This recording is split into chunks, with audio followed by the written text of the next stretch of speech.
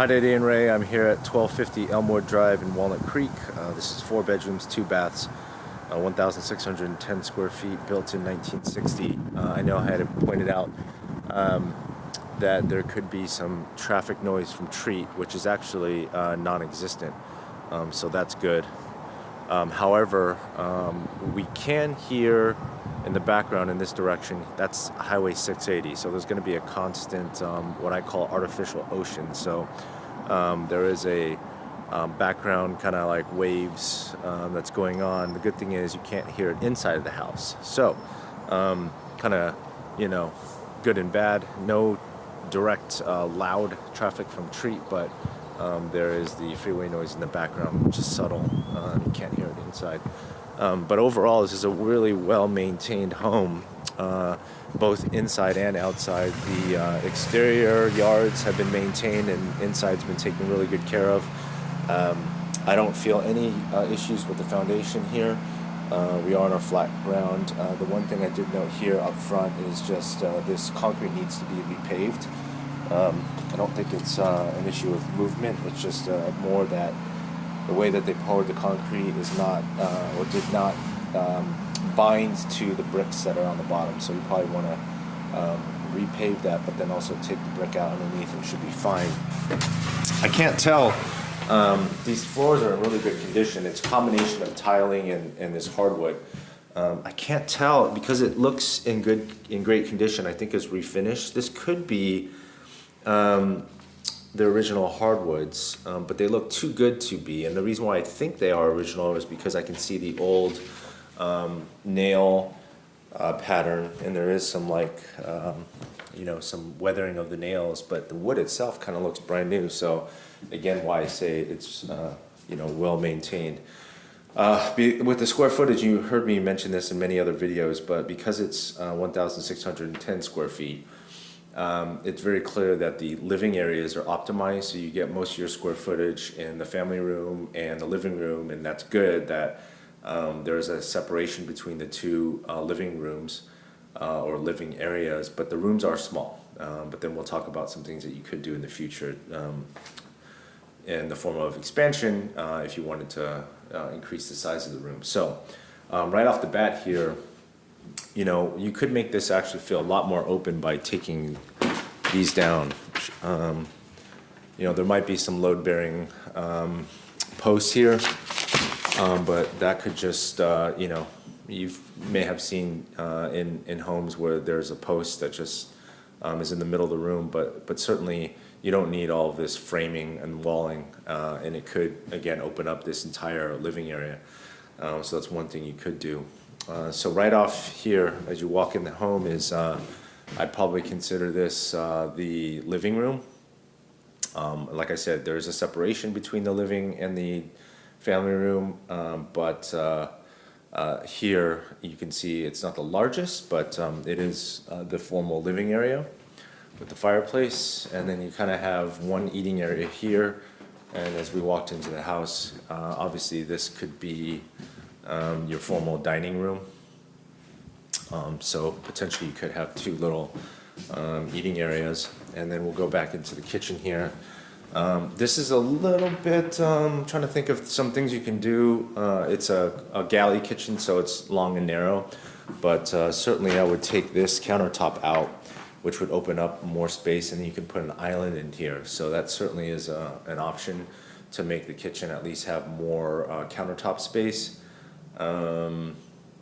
But again, everything has been updated recently, fairly recently, so I actually don't think you need to do too much work in this property outside of just kind of change things to your own aesthetic, preferences. But from a trim standpoint and the recessed lighting, it's all already been done. Okay, and then here is where, again, it's another narrow room. This could be an addition, but I would consider this the family room. It's a little close to the TV here because of how narrow it is, but this is a quote separate family room. So you do again have the two distinct living area rooms. And then here we have the garage. So the garage comes right into the family room. And also there's a door here to the kitchen, so you got two access. And It's part of the reason why I think this was an addition. So again, with a home this old, you're gonna find these open exposed beams in the garage. I can see some cracking here, which is not going to be abnormal for a garage. And so you can see some big ones here, but I don't feel it in the house. So it doesn't necessarily mean there isn't anything wrong. It's just, when you go into a house where it's evident that there are soft spots and sloping, that's not the case inside the house. So we'll have to lean on inspections to give us a better assessment of it. Okay, so that's the living areas. We'll go outside in the end like we always do. So we're coming back here to the front, the entry doorway, and then to the right is where the bedrooms are. So you got a closet here, another closet here, which is storage. And here we have the first full bathroom. Again, this has been updated recently. Not sure if it's your style, but it's not like, for instance, a Brubaker where you'd have to come in and redo everything right off the bat. So first full bathroom, and then we have the furnace here and this closet door, and then this would be the master bedroom. As you can see, it's small, like I mentioned. The house is optimized for the living areas. So you have double closets here, no walk-in closet, but at least two closets, one on each side. The mirrors closets are going to make this feel a little bit larger than it is, but clearly you put a king-size bedroom and this is going to be, it's going to feel really tight. And then you have the full master bath here, and this again has been updated recently with some marble tiling in the shower, wainscoting along the walls, new vanity, and the dark gray tiles. Okay, so we did a good job for the upgrades. The only thing I can see here, which is totally doable, to make this master bedroom is, you look at this and it'd be kind of a no-brainer because a lot of that front yard space you're not going to use. It's just grass out there. But you could extend the house out this way and you lose some of your front yard. But that would, you can see how much space you've got. You can make this a pretty large master if you did that.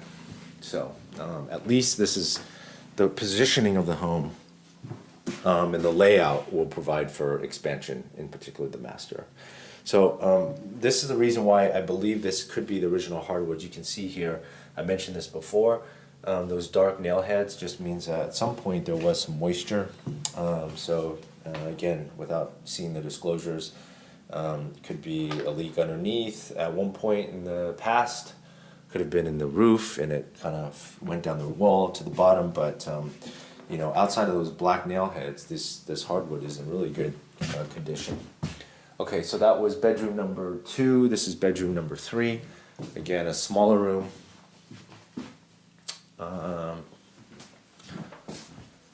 Not sure about the lighting situation, natural light, in terms of the positioning, but I imagine at a certain part of the day, well, no, there's trees all lining the backyard, so I don't think you're going to get a terrible amount of or a large amount of natural light coming in these back rooms, but certainly in the rooms that are in the front of the house, so the master and the bedroom number 1, the first bedroom that we went through, will get the most natural light. So this is the last and final bedroom, bedroom number 4, and then more closet space for bedding, and it looks like the washer and dryer is in the garage. And you can see we'll just walk through it again. This is the second door to the garage. Here we go. And the washer and dryer, sorry I didn't point that out earlier, is here in the garage. So you got 3 access points into the garage. That door from the outside side of the house, one from the family room over there, and then this door here through the kitchen. What is this here? Okay, just trim. Okay, so now we'll go outside. And this is, let's see, a 10,000 square foot lot, so you have some room to work with in terms of expansion. Sorry. There you go. All right, so well-kept yard, a lot of concrete, and then this grass, this part's dead, but for the most part you can see it's maintained. But as we'll kind of go through here, the other second concern that I have is the fact, like Annalisa, it backs into commercial space, so I'll show you that over there, but this is the side of the house.